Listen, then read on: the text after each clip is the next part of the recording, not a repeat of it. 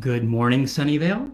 Hope everyone enjoyed the rainy Sunday last week and stayed dry as much as possible. I'm Sunnyvale Mayor Larry Klein. Thank you for joining me again this week for my weekly virtual office hour address. This is the 85th installment of our march towards 100 weeks since the shelter in place started in March of 2020. I hope everyone's doing well, staying healthy. We've now reached 592 days since that county health order went in place more than a year and a half ago in an attempt to slow the spread of COVID-19. And I converted my weekly coffee shop hours into this weekly live stream address. I haven't missed a week since, and now I follow it up with in-person sessions. So if you want to meet, you can always email me to reserve a time slot, 15 minutes or 30 minutes at Bean Scene on Murphy Avenue, or just drop in, and I'm almost always there Friday morning. So every now and then there's an event that conflicts. But great to see people in person, but also great to continue doing these live stream addresses because it really allows me to reach a lot of people that sometimes don't have time to meet in person and just want to get updates or watch while they're cooking dinner or something of that nature. But these weekly sessions are really great for me because they allow me to look over the last few weeks, but they allow me to provide you some updates, some news, answer some of your questions, of course, and just pass on some words of encouragement. So thank you for allowing me to continue to represent you and work for Sunnyvale. A few months ago, I started changing my background art every week with art that's being provided by Sunnyvale Art Club artists. And this week's piece is called Autumn and Winter, and it's by Angela Sue. So if you want to purchase that piece, just please feel free to reach out to me and I'll put you in contact with the artist. So let's go ahead and talk about what's happened at the federal, state, county, and city level over the last 2 weeks. 2 weekends ago, Cupertino had its Diwali event, and it was great to celebrate Diwali with some of the electeds, with some of our residents and Cupertino residents.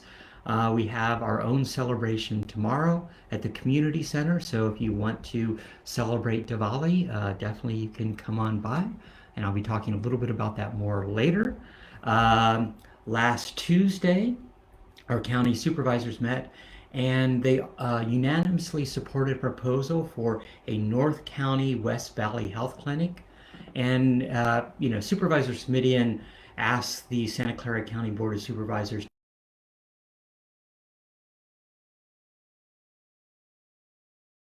and, this is because the county currently has no health clinics in this area, even though there are more than 400,000 residents, and also about 39,000 low income residents in the area that receive help through Medi-Cal, and 20,000 people who receive their care from Santa Clara Valley Medical Center. And so definitely having something more close to home, close to their work, would make a lot more sense. And so I've been doing my advocacy to try to hopefully have that here in Sunnyvale.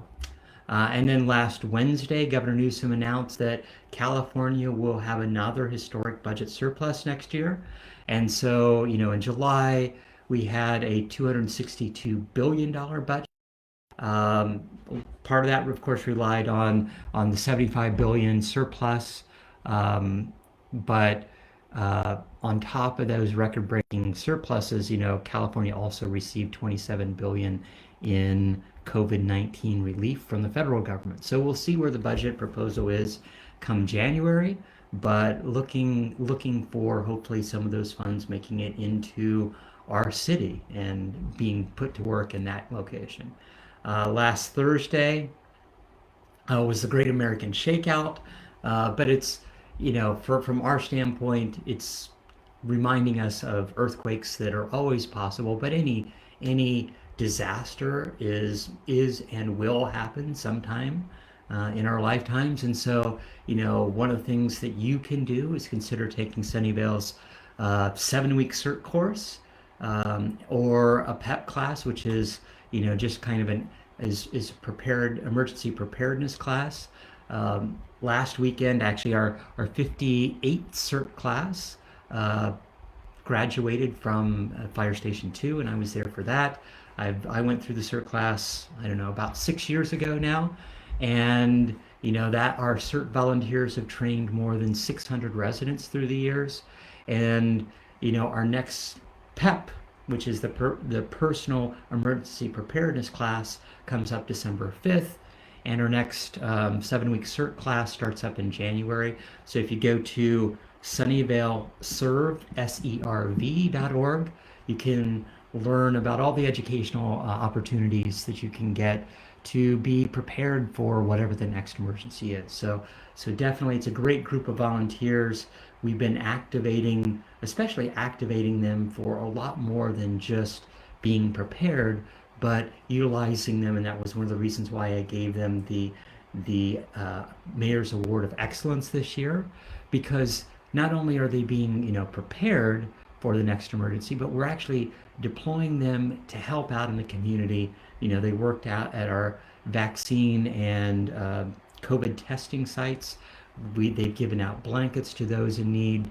They were doing, when we needed additional crossing guards, they were doing some of that work to fill in about 2 years ago. And so, this is one of the best things about that program is it's building that community of being prepared, but also just helping out in the local community.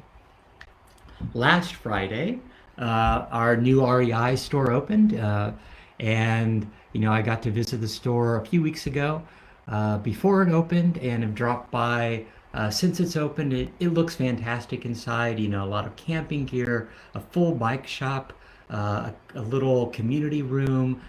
So they're really trying to make a good location for residents and a great shopping location. I was overjoyed when we heard that they were going to be moving into the old Toys R Us. And their grand opening celebration starts today and runs all weekend. So starting at 9 a.m. Friday and Saturday, and then 10 a.m. on Sunday.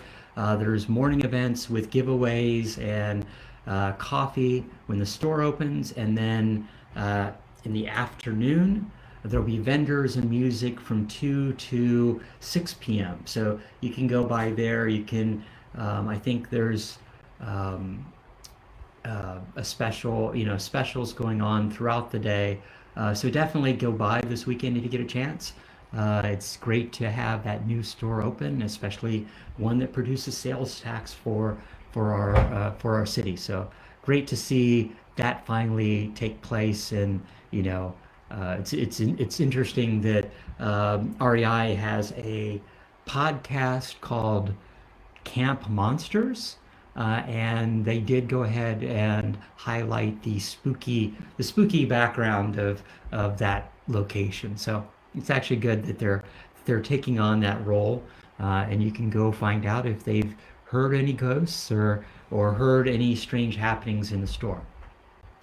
Last Sunday, we had, of course, a huge downpour of rain. I'm happy to drive by one of the reservoirs earlier this week, and seeing that there's been a big change from that standpoint. Several ski resorts in Lake Tahoe are opening this weekend. Our city fared fairly well, unlike a few locations in the Bay Area, but it was good to finally get some very much needed rain, and we'll see if that continues throughout the season and whether or not that helps some of the drought conditions. On Tuesday, council met and we started with our annual public safety awards. It's really a chance to honor the efforts of our DPS employees who have demonstrated exceptional performance in the execution of their duties over the last year. They've gone that extra mile to provide a positive difference in the lives of our residents. So it was great to honor them, to thank them. There's a wonderful video, so if you get a chance to watch the video, to highlight all the different things that they've done within our community, and I really appreciated the chief there saying a few words also. have great public safety staff, and it's always nice to honor their efforts to keep our community safe. We council undertook a resolution to continue virtual public meetings for the city, as well for the council, as well as our boards and commissions during the COVID-19 state of emergency. So this was based upon AB 361, which the governor signed in September. And so we basically have to make those findings on a monthly basis going forward. But at least for the time being, we'll continue to do those remote meetings. At some point, we will move back to hybrid.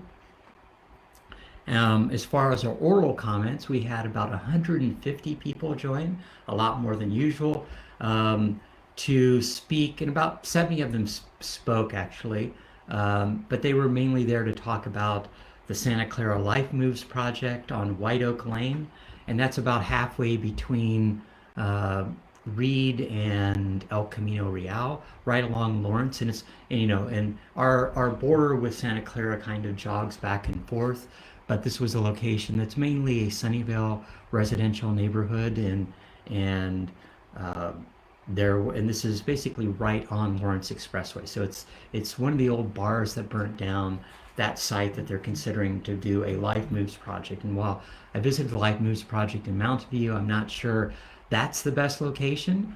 Looking at it where it is, we'll see. I've been doing a lot of outreach this week with our county supervisors, with the council in Santa Clara. There was also a lot of talk about the Bella Vista Hotel, and that's on El Camino in Santa Clara, basically east of Lawrence Expressway. So it's mainly more focused in Santa Clara. It's about a half mile from the Sunnyvale border, but it's a little bit much closer into Santa Clara. But residents also commented on that West Oak Lane project, the Bella Vista Hotel, as well as the Crestview Hotel, which is looking to be converted into permanent affordable housing, and that's on the Mountain View border. So there are a lot of residents that there's been a change.org petition, but a lot of residents getting together to focus on these projects and what we can do. And this is always one of the issues from a city standpoint. I can do a lot of personal advocacy, but legally there's not much we can do on things that are outside of our borders. And even within our borders, there are a lot of things that people say, the school district needs to do this or that on their land. We as council don't have any control over what happens on school district land. And so similarly, the things that are beyond our borders, that conceivably might affect us, same thing as schools, we don't have real control. The schools follow state law as far as their operations on their land. And then, when you're talking about other areas, definitely, from like the different projects that we're talking about, these three projects, you can, advocate to the county supervisors or to the councils of the appropriate cities, depending upon which project that is in.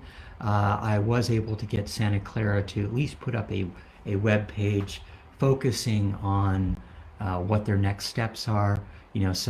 So definitely, and we'll talk a little bit about that more, but there's been lots of discussions that I've had with, all three supervisors, Supervisor Subsidy and then Lee, who both kind of represent Sunnyvale, as well as Supervisor Ellenberg, and she represents Santa Clara and parts of San Jose. So definitely, it's been useful to say that, to have those good open discussions, and trying to have them take a closer look at what the bigger effects are these projects. We also, from a council standpoint, awarded a contract to design the proposed renovations to the community center grounds. And so this project will be a major renovation of our community center site. and that was originally built in 1973. And so ultimately, this is looking at the sustainability for that site, as well as enhancing the recreational usability, which to me I think is fantastic. You know, it's to increase that attractiveness and reduce the use of utilities. So there'll be public meetings that will start up later this year, so sometime in December, early January. But and that's to get feedback from the neighbors, from park users, other stakeholders on what they would like to see, you know, and then that input will be used to determine kind of the scope of work, as well as kind of laying out some of the efforts. And that scope is kind of all over the place, but it'll include, you know, new restrooms, a replacement for pathways, replacement for the parking lot lighting and with energy efficient features. So to reduce overall cost from operation of that site. One of the big things is looking at the replacement of that ornamental pond, so that lower pond along Remington. Looking at construction of a playground and picnic areas, you know, even conceivably certain park fixtures like, you know, benches, tables, even, you know, conceivably some sort of athletic facility in that open space. So it's hearing, you know, it's looking at the ornamental grass areas, figuring out what's best from an irrigation system, replacements of the drainage systems, but it's looking at that site overall and trying to figure out what's best for that site. You know, I've heard a lot of people complain about the ducks and geese over the years, and definitely if that big lower ornamental pond wasn't there, I would think that we would have quite a few, or quite fewer ducks and geese kind of muddling up the sidewalks along that area. So I know that there are people that love the fowl there, but I know that there are multiple people that don't really like seeing that on a weekly basis. So that community outreach will start in December, and I'll publicize that as we get closer to those dates. And then on Wednesday, Governor Newsom rolled up his sleeve for his booster shot. And so ultimately he called, you know, all eligible Californians to get their boosters, and made, you know, basically laid out the plan to inoculate young kids as early as next week. So, you know, hopefully, you know, this will keep the virus in check over the holidays. That's one of his main focus. And, you know, Newsom urged people to get the vaccine or get the booster, get their kids their shots, get their flu shots. You know, it was pretty much, you know, trying to be as safe as possible. Definitely that winter season's coming, and we saw our numbers surge last year. And, you know, so the state is preparing for the Pfizer COVID-19 vaccine for kids 5 through 11. And, you know, which is about a third, I think, of the adult dose that's been given to adults. So the federal regulators are still looking at it, and it might be authorized as soon as the end of next week. So we'll see how quickly that rolls out. But, you know, boosters are available in Santa Clara County for those who received their second dose of Pfizer and Moderna at least 6 months ago and are eligible through the U.S. Food and Drug guidelines.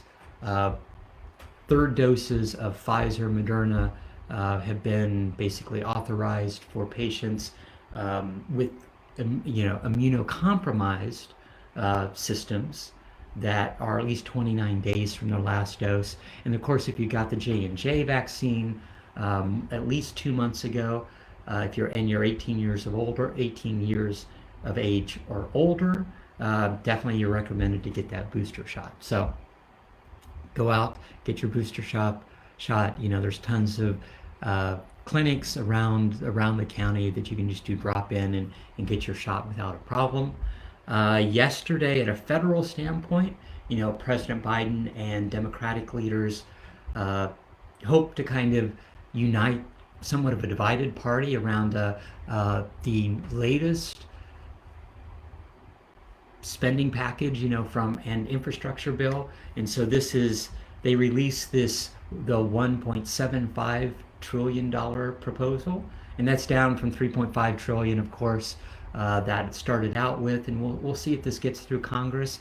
Definitely, I've heard, some pushback from different people on both sides. But we'll see how that goes. Ultimately, I think something will get passed, but the negotiations continue, and we'll see if it really does come in front of Congress next week, so that President Biden has something to sign. Yesterday, from a more celebratory standpoint, there were two big events. Google had their Caribbean groundbreaking project, and so along Caribbean, just south of the smart station, so the big covered landfill, our Google plans to build two 5-story buildings, but these are sloped green roofs where people can basically walk along the side of the building from floor to floor. It will, what's really great about this project is it also include, improvements along the Valley Waters West Channel, and it'll make it easier it improves the riparian wilderness for the wildlife. It also makes it better for walkers and bikers to connect up into the Bay Trail, basically connect up into the bay itself. So it's been really positive from that standpoint. The site will have new oak trees to improve biodiversity, but ultimately it's great that Google is still looking at investing in building. And from this standpoint, it's truly an iconic building. It's great to see not just the standard, rectangular box building of glass and steel, although one of the things that they did recently was the mass timber wood site, which they started putting glass around that. When I was in Moffett Park taking a look around, definitely things are moving forward as far as that. But Google does kind of innovate, and I really like that design. It is pretty amazing to see. Yesterday afternoon, Sunnyvale Community Services had their grand opening of their new home along Kern Avenue. So it was great to see that, great to see a lot of people that have been really working behind the scenes to make this happen. And the city helped support that effort. They provided over $2 million in support directly. They purchased the old SCS building on Kiefer and basically let them continue renting that building for basically $1 to help make that transition possible. So they're finally able to fully move into this new building, and it's really it's difficult to see that the need has increased so much over the last few years, especially under COVID. But this SCS is able to ramp up their efforts, especially in this new location. The freezer, so the freezer is about 10 times as big as their old freezer, which is makes it easier for food distribution. They didn't have as much space, so when Second Harvest provided food, it was difficult to maintain that food for a long period of time, so they had to get it out as quickly as possible. So this gives them a little more options from kind of a North County standpoint. This will be not just a Sunnyvale effort, but it'll be more community building with like CSA and Mountain View, other community nonprofit service organizations. So this, I think, will become, they have community rooms, and they have much better facilities for all their volunteers that are working with residents in need, to help them fill out paperwork, to make sure that they're getting all the needs that are really required. So I'm happy to see that. I was happy to kick that off yesterday. It was a great celebration, and it's great to celebrate that success, of having a bigger facility right here in Sunnyvale, and ultimately they'll be fully into that new building by the beginning of next week. So great to see that's finally happening. Let's go ahead and get to our COVID numbers. So COVID cases continue to stabilize. From a national standpoint, we've increased by about another 500,000 to 45.6 million cases. We're down from 600,000 last week, so we're seeing it slowly trend downward. We've had over 221 million vaccinated with at least one dose. That's about 80% of adults, and about 69% of adults are fully vaccinated across the country. And death toll continues to increase, another 10,000 in the last week related to COVID-19. So we're up to about 740,000 deaths. For California, we've had 4.6 million positive cases, but that's we're trending about 4,700 cases a day now. That's up a little from last week, about 4,500, but there's still people passing away because of COVID. We're now at 71,000 fatalities, another 700 deaths in the last week, just from a California standpoint. On a positive note, of course, we've had over 52.5 million vaccines administered, about 900,000 just in the last week. But of course, that's talking about boosters as well as first and second doses. We're still at number 10 on states with at least one shot, with 74% of our population, and it's still at 15th with fully vaccinated people at 61%. So we're doing well, but it's taking a while to get everybody to get their shot. The county continues to do great. We still have we had another 1,000 people in the last week test positive from COVID, but we've had another 7 deaths just in the past week. But as far as people with doses, we're almost at 90%. We're at 89.7% of county residents 12 and older have at least one dose, and 85% of those 12 and older are fully vaccinated. So those are great numbers. From a county standpoint, I continue to do a lot of advocating on our city's behalf on COVID and lots of other issues.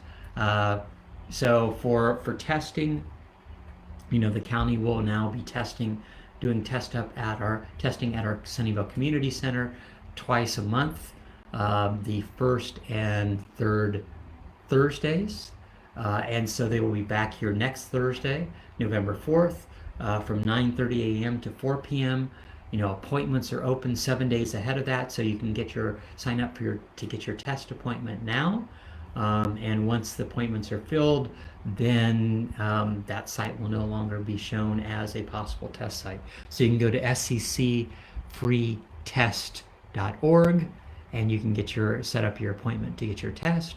And then as far as getting vaccinated, the county has drop-in vaccination clinics all over the county, and you can, if you need to, you can set up an appointment, or you can just do drop-in.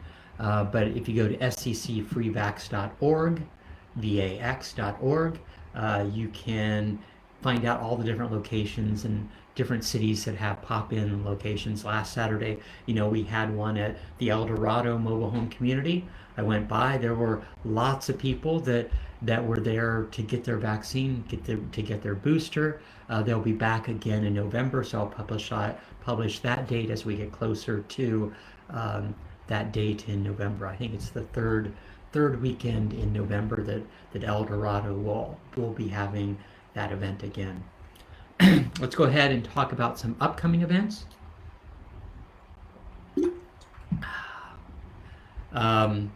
Today, of course, is the deadline for the city to receive applications for the Community Event Grants and Neighborhood Grants Program.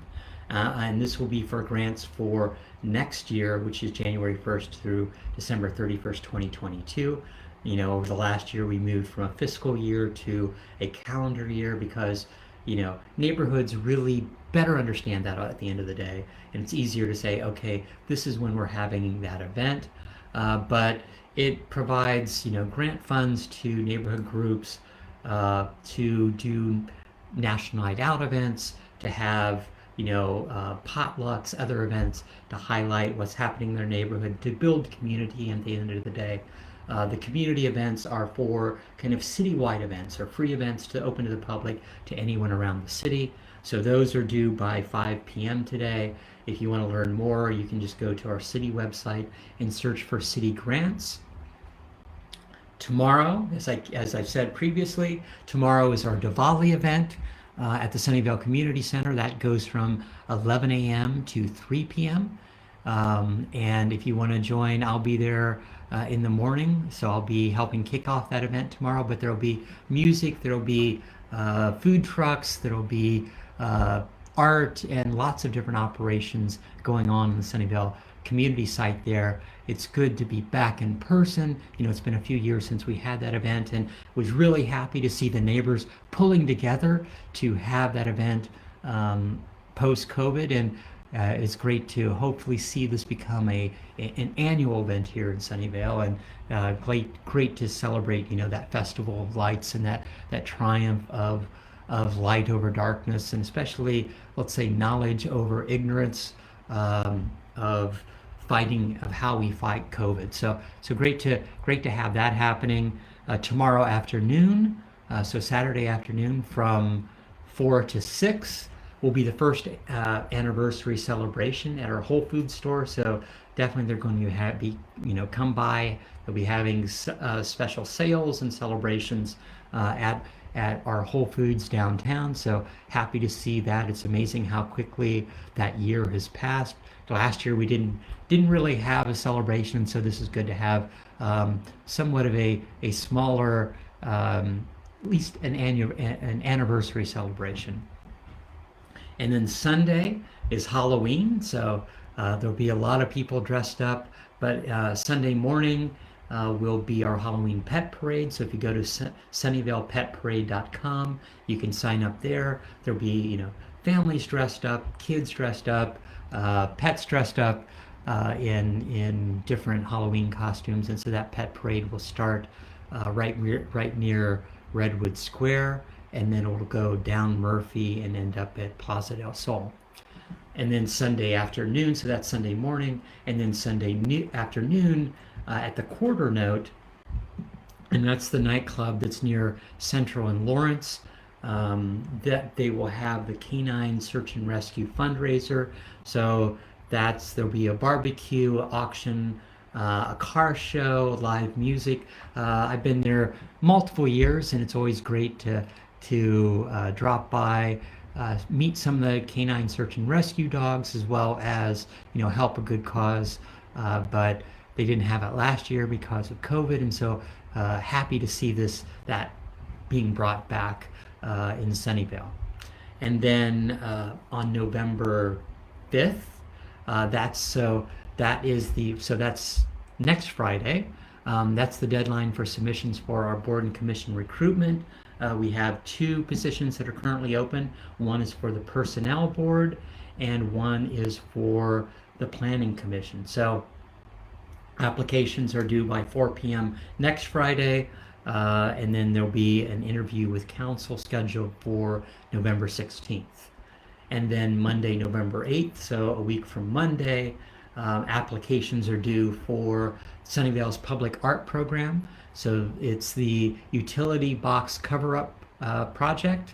And so artists are welcome to apply.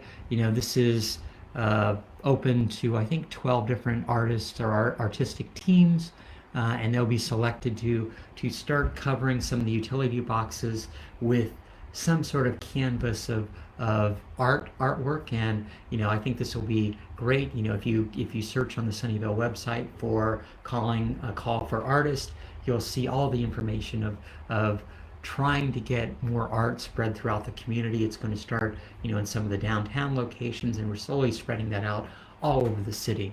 So hopefully some of those artists, some of those Sunnyvale artists will apply, as well as some of our neighborhood associations.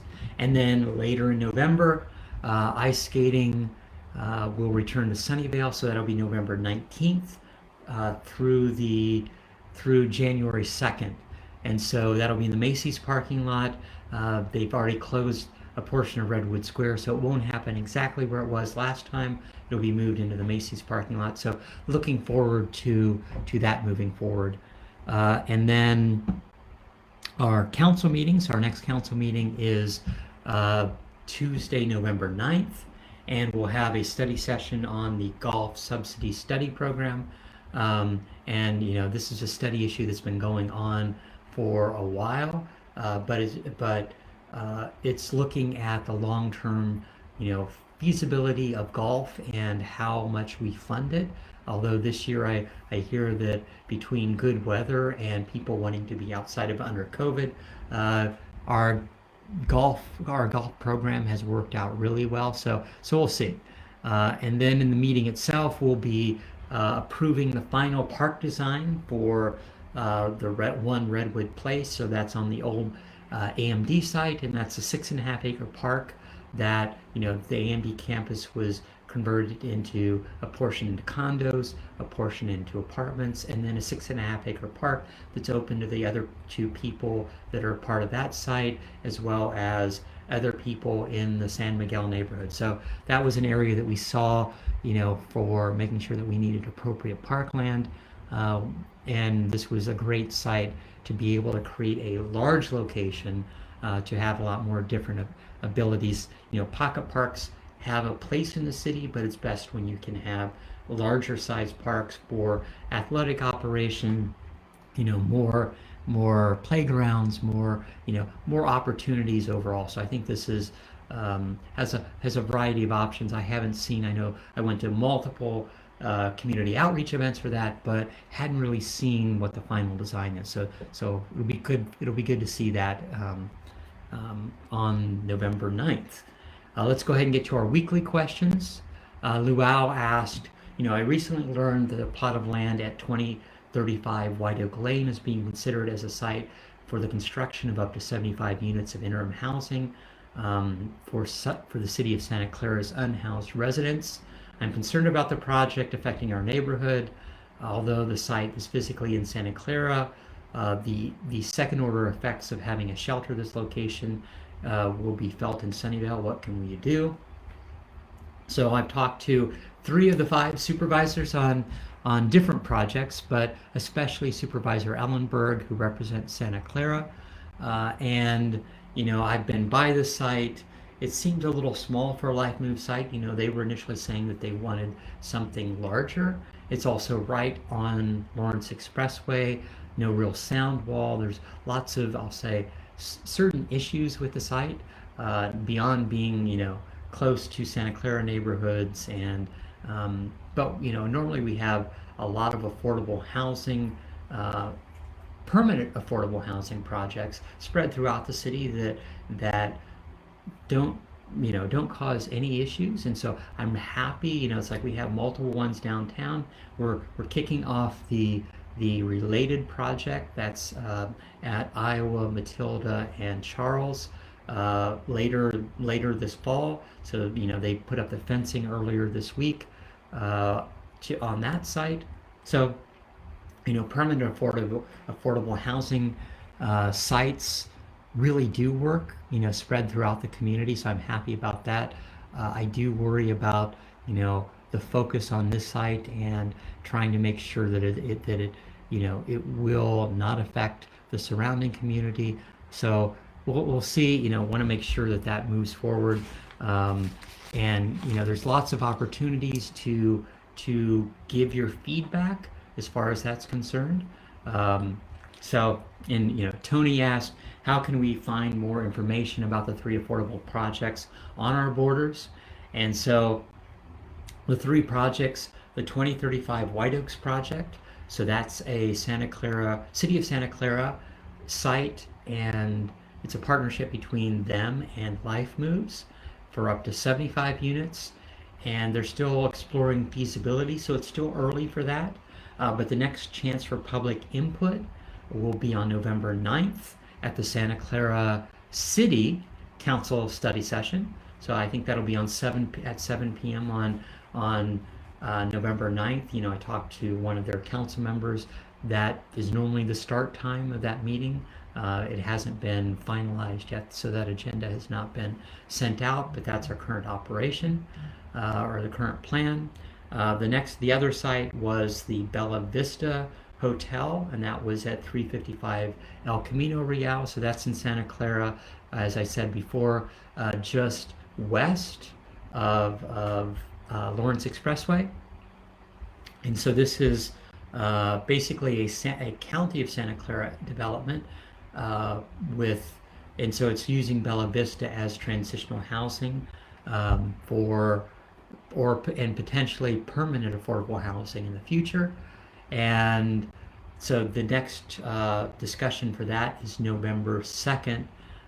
So they will be at next Tuesday's county supervisor meeting will be the next opportunity to discuss that. And then the last site is the Crestview Hotel at 991 East El Camino in Mountain View. And so this is a City of Mountain View and County of Santa Clara effort, and that's their partnership. It's using the Crestview Hotel for permanent affordable housing. And the last outreach meeting was just Wednesday night, and I sat through that. There was a lot of public input. This is there's a city web page from Mountain View for that site, and so you can go to the Mountain View website. I was able to get the City of Santa Clara to put up a web page concerning the Bella Vista Hotel, as well as the West Oak site. So that went up earlier this week. So at least there's a location where you can get updates on what's happening on the site, what the next chance for getting public input. And I think that's important, is making sure that the people that are the decision makers for those sites are actually hearing from residents, making sure that all their concerns are being addressed from a site standpoint. Sue asked, is the Safe Route to School bike plan for Sunnyvale Avenue set in stone? Can it still be modified to allow different styles of bike lanes between Hendy and Maud and not remove the parking? Also, there are multiple styles between El Camino and Evelyn on Sunnyvale Avenue, which accommodate businesses, residents. Cyclists don't seem to be confused when riding along that busy section. So, the recommendation to council from BPAC and the direction for council for the kind of the bike lanes between Hendy and Maud was pretty clear. So, that direction was to remove parking along certain portions, to add buffer bike lanes. Because council's decision was clear, and there is funding for that final decision, and for that design and then the implementation, this should go forward without any issues. So it's really moving forward from that standpoint. Staff is actually looking to improve existing bike lanes along that same corridor, from Evelyn to El Camino, because conceivably trying to make those bike lanes wider, things that they can do to make it safer for bikers. So we put in buffered bike lanes where we can, depending upon the width of the street and what the kind of the structure is, and what makes most sense. We change that accordingly, but well, hopefully staff is actually looking to improve bike lanes in other parts of that area. So we'll see where that goes. Hannah asked, is trick-or-treating happening on Sunday night, October 31st? So yes, Halloween will soon be here. Trick-or-treating will be happening this year. People should still be careful. Watch what groups you're mixing with, wearing masks when you're out. But I talked to the county. They were supposed to be putting out guidance. I haven't seen any updated guidance from last year's guidance, so hopefully they'll be putting something out in the next day or so. If they do, I'll put that out. But but it's just to be safe. It's just, being outdoors makes things generally safer. We saw that contact, with surfaces is limited. So it's just being careful when you're out. Making sure that kids are wearing masks. You're wearing masks if they're intermingling with other groups. But try to enjoy Halloween. I do think it's important to celebrate as much as possible. It's been a difficult year and a half, and I think people really enjoy where they can get out, celebrate, and do things, and not get out of their home. Definitely.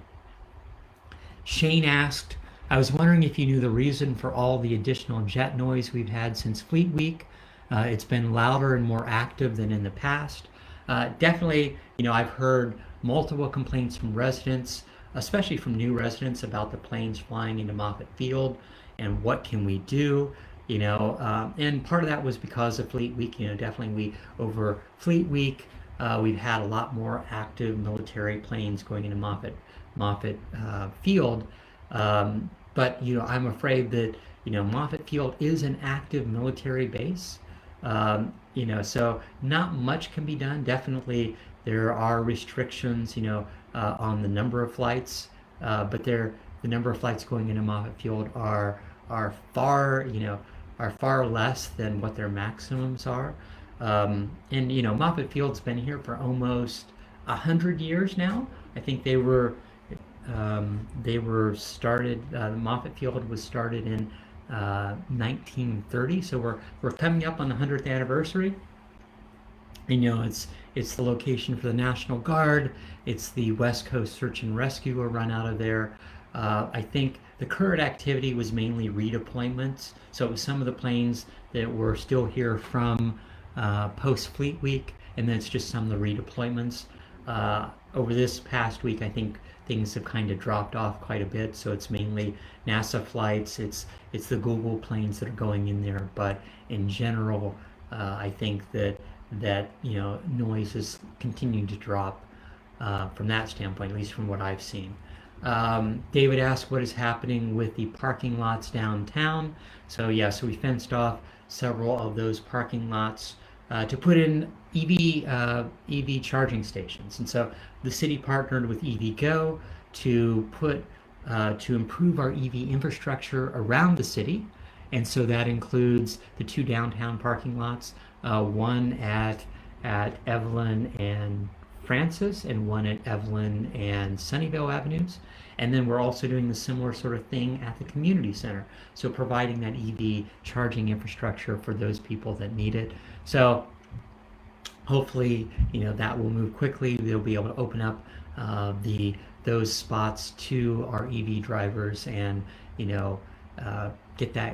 get that finally there. I think it's really important to provide that infrastructure to make it easier for those people to have EVs to charge wherever they happen to be in our city. And I definitely hear issues from some apartment goers that don't have appropriate EVs in their, EV charging stations in their complex, and so that's always an issue. So glad to provide that from a city standpoint. I don't see any other questions. So let's go ahead and wrap up. Thanks for joining me again this week. I'm really proud of our city, especially over the last year and a half during COVID.